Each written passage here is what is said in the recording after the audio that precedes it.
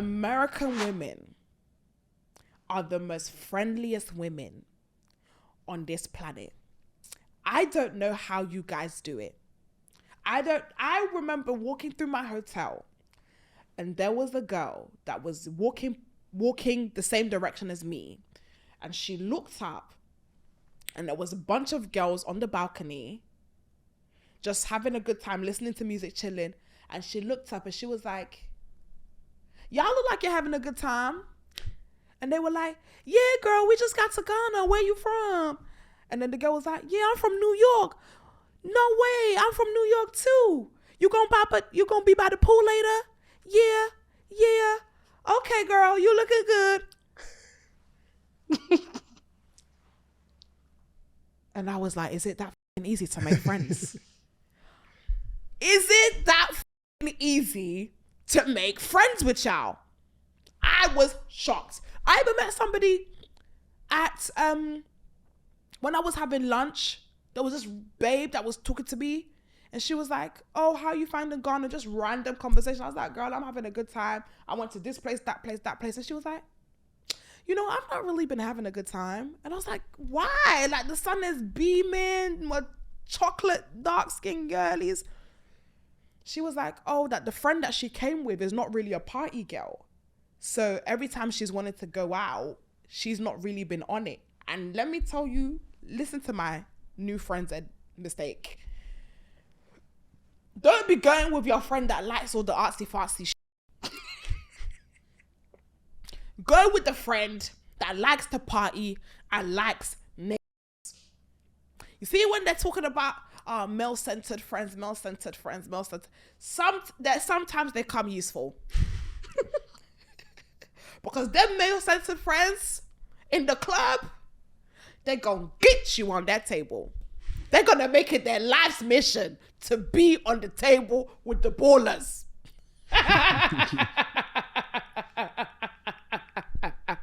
That's the friend you need when you go to the club. The one that's hungry for man. Because yeah, sometimes it's like we're just trying to have a girl's night out. But when you're doing Dirty December, you need someone that's gonna get you on the tables, honey. You need someone that, and you know, sometimes, you know, when you're squadded up with some sexy ladies, that's standard. But when the competition that night is hot, and everybody's carrying bum and breasts, and the ratio is 1-10, you need someone that's gonna outwork.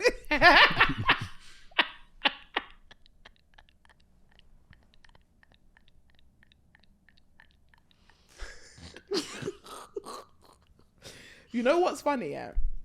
Because I'm already imagining it. Everybody knows my humor. Well, everyone on the Patreon knows my humor. Emmanuel's going to clip this. He's going to put it on the net. And there are people who are going to be foaming at their mouth in pure...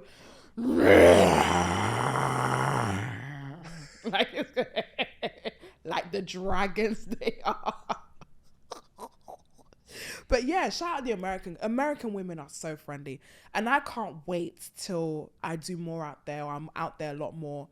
Because it was so nice. Like where I was staying at Embassy Gardens. Like people were just lounging by the pool. And like the pool was almost like, Ghana made me feel like I was in college. Ghana made me feel like how I felt when I was in college, where there was a lot of roaming around and everybody was just linking up and just being friends and just being friendly. Like I met the most friends I met was in Ghana, and the most guys that I met was in Ghana too, which was very, very interesting. But yeah, Dirty December all in all, I can't remember why I got to this conversation. Wait, was that your first time in Ghana? No, it was my second time. I remember last December as well, I said how much fun I had in Ghana.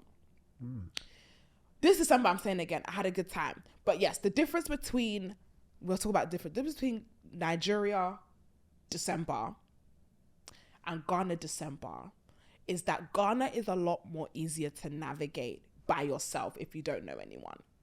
As in, there are a lot of American parties that are happening in Ghana. Jack and Jollof, is it Afrofuture? there's a lot of parties that the Americans know in America, in the Afrobeat space, that they have events there. DLT, they also had their thing out there. And it's just a lot. Honestly, I had a good time. But yeah, I did go on a couple of dates. I went on 2. In Ghana. In Ghana. I had no dates in Nigeria. No dates in Nigeria. I had 2 dates in Ghana. The first date, I'm glad this is on Patreon. The first date was with a guy that I really liked. He was very sweet. He was very intentional as well. That's one thing I would say. He was very intentional. He said, I like you. Like, he was giving me dream girl treatment, basically. Remember we were talking about this last year where it's like, if you don't treat me like a dream girl, faint. He was giving me dream girl treatment. I want to see you every day. Like, before you leave, I want to see you every day. And after that, I want to extend your flight. Type shit. But here's the thing. The attraction just wasn't there. And I'm someone that finds everybody attractive. The attraction just wasn't there. Like, he dressed incredibly well. And he was very charming.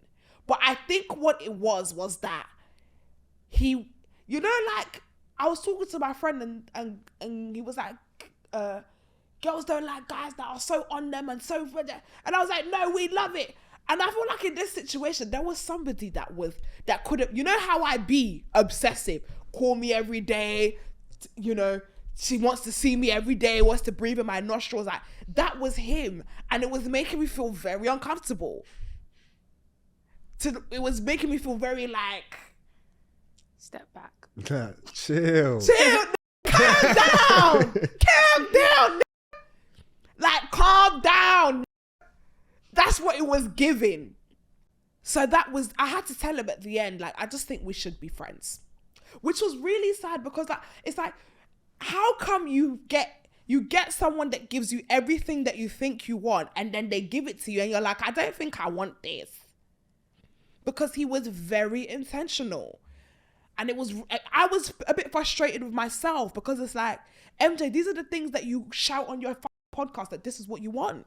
You want someone that's intentional. You want someone that will look after you. You want someone that will grow you and stuff. And he was literally ticking so many boxes, but I just wasn't attracted to him. It was very strange. It was very, very strange. But yeah, never say never. Like, it's not closed, but it was very like, ow, oh my God, my chest clicked. That was your chest? Yeah.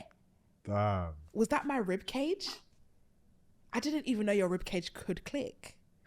But it definitely came from the front and not my spine.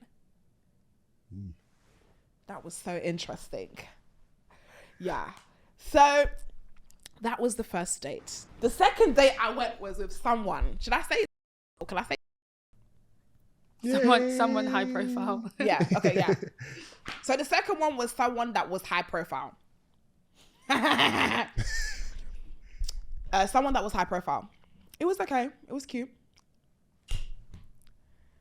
It wasn't anything. Honestly, I wish there was more I could tell you about this date. But it was dinner, drinks, getting to know each other. I wasn't very I wasn't impressed or unimpressed. I was just like, okay, like, this is cute. This is nice. I think for me, yeah, here's the thing about dating high profile people or high profile people showing interest to you. I feel like they're very used to women being on their. So when you're not on their,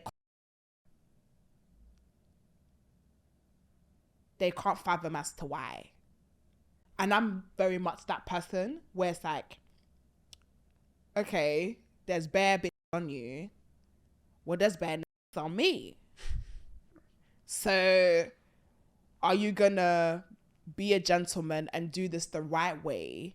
Or are we gonna forget about this? more time we're going to forget about this. Guys, I was thinking about this specific story today, and I've never told this story. I've never told this story because it is one of my most chaotic situations with an artist I've ever had.